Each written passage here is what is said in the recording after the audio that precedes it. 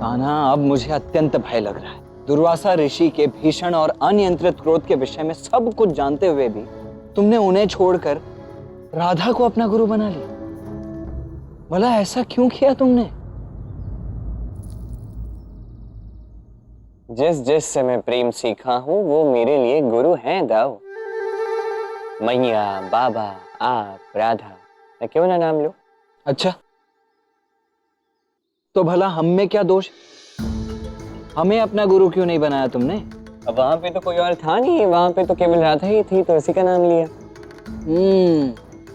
बढ़िया कान्हा। अब तुम्हारी सारी लीलाएं समझ आ रही हैं कान्हा मुझे। बहुत बढ़िया खेल रचा है तुमने। किंतु राधा का क्या होगा कान्हा? वो तो उस अयन को अपना गुरु मान बैठे। वो दुष्ट कपटी अयन, वो कभी गुरु तुल्य मान सम्मान का अधिकारी नहीं हो सकता।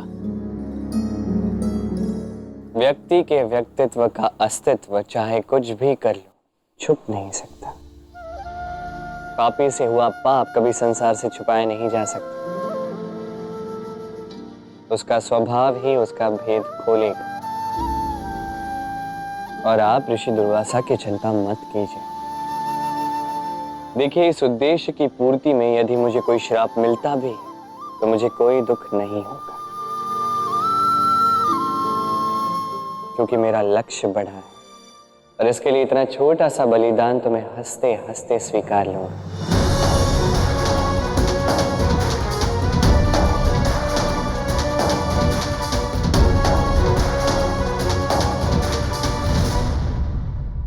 तुम्हें यह बलिदान अवश्य स्वीकार होगा कान्हा, किंतु मैं तुम्हारा दाऊ ऐसा कदापि नहीं होने दूंगा तुम्हारे साथ। जानता हूं राधा को गुरु बनाने के कारण वो अयन तुमसे अत्यंत क्रुद्ध होगा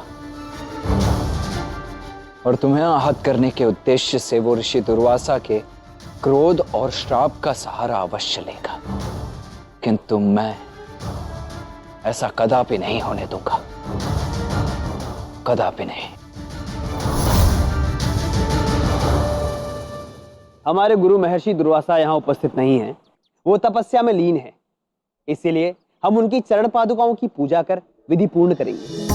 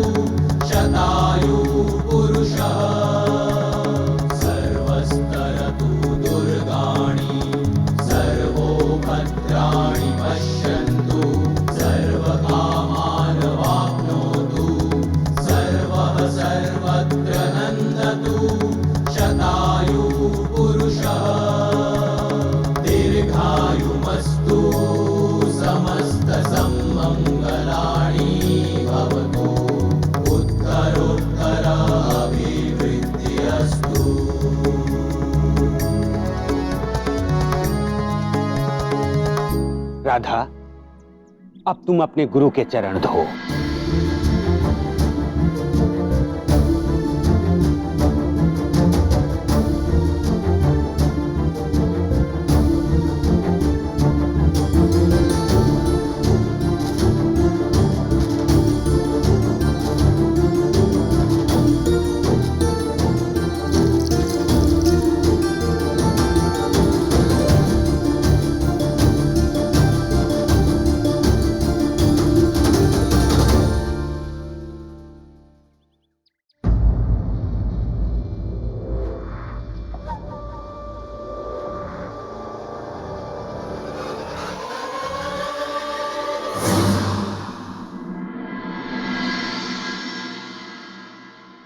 ब्राह्मण देव, मेरे मन में एक प्रश्न आया तो सोचा आपसे पूछ लूं, क्योंकि आप इतने ज्ञानी हैं। अब ऐसे में शिष्य गुरु के चरण धो सकता है ना? अब क्या गुरु भी शिष्य के चरण धो सकते हैं? क्या ऐसा हो सकता है? कृष्ण, मुझे लगता है कि तुम मुझ पे कटाक्ष कसने का प्रयास कर रहे हो। और करवाना क्या चाहते हो मुझे अपने इन बातों में फंसाकर? राधा की एक स्त्री के पांव धुलवाना चाहते हो, वो स्त्री जो मेरी पत्नी है। पाप करवाना चाहते हो मुझसे? नहीं नहीं बड़े भैया, ऐसी कोई बात नहीं है। बस मेरे मन में एक प्रश्न आया तो मैंने ब्राह्मण देव से पूछा।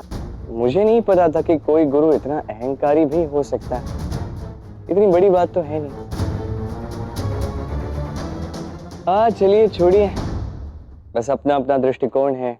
अब आप सबका हो गया, अब मेरी बारी अपने गुरु का वंदन करने की।